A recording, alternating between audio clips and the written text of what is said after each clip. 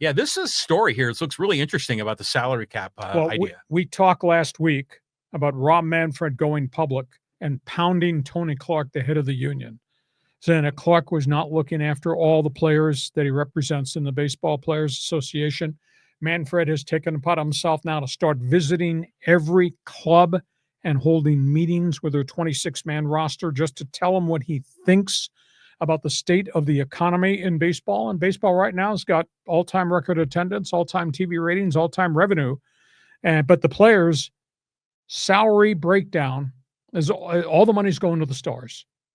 Manfred stood up at a meeting in Baltimore, stood up at a meeting in Atlanta, and he told the players 10% of the players are making 72% of the baseball pie in terms of salaries. 90% of you guys in this room are not making what you probably should. And he says, do you know that in the NFL, under their collective bargaining agreement, players get 50%. NBA, they get 50. NHL, they get 50. Baseball gets 47. And then he went after Tony Clark and said, Tony Clark needs to understand he represents the stars, a.k.a. Juan Soto, but he also represents the backup catcher and the 11th pitcher and the 26th man on a roster.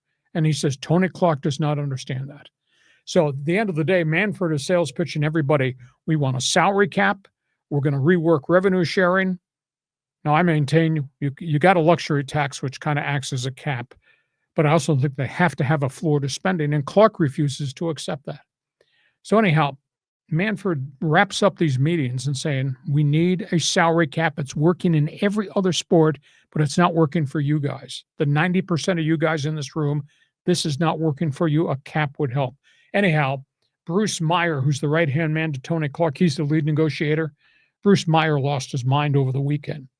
Bruce Meyer said, all you players need to do, and they sent out a circular to every player in Major League Baseball, all you players need to do is understand in the NFL, there's bloodshed every year.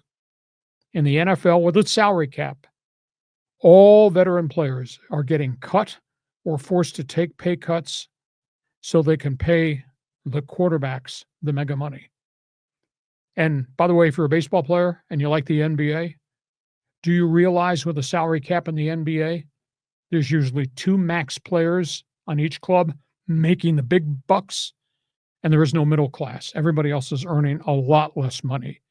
So the unions of the appearance, the salary cap leads to bloodshed on everybody's roster. And say, all you need to do is look what happens in the NFL and the NBA. So we got both sides standing on street corners, firing gunshots at each other right now. So John, Mr. Capitalist that you are, go ahead, expound. Well, isn't it funny how the argument sounds similar to what we hear in politics? You know, the top 10% are getting 70% of the pie and you're not getting your fair share and everything else. Now, I think the main objective should be to grow the pie, you know, and to bring in more revenue and make this, you know, fruitful for everybody. But, you know, it is, you know, there's only X dollars to go around. And, you know, when Juan Soto gets all that money, you know, you might say that's less for the players today, but when they do these deferred contracts, there's actually, like, you know, and the Dodgers had a lot more money to spend on middle-class players on that roster, you know, because of the deferrals. There's creative ways to get around it. Okay, that's where we are right now. This topic is not going to go away. Fans Forum chat box is open. Do you think a salary cap and a floor to spending is a way to stop the inequity in baseball? I mean, here at breakfast this morning, the Dodger payroll was $408 million. At breakfast this morning, the Miami Marlins payroll was $85. Do you think that's good for baseball? No, it's not. I mean, I think the floor to spending is more important than the salary cap. Yeah, you're looking at these, you know, team payrolls as like stock market, you know, breakfast this morning. The Dodgers payroll, that's still fluctuating, isn't it? As they're adding guys, sending them back down to the minors. Yep. And they're not done, because is Nolan Arenado going to Dodger Stadium with his $24 million a year deal? I mean, that's the rumor. Dodgers need a third baseman, and he wants to come home to Los Angeles and play and finish up there. And that's $24 million coming in the front door. So that payroll may still go up.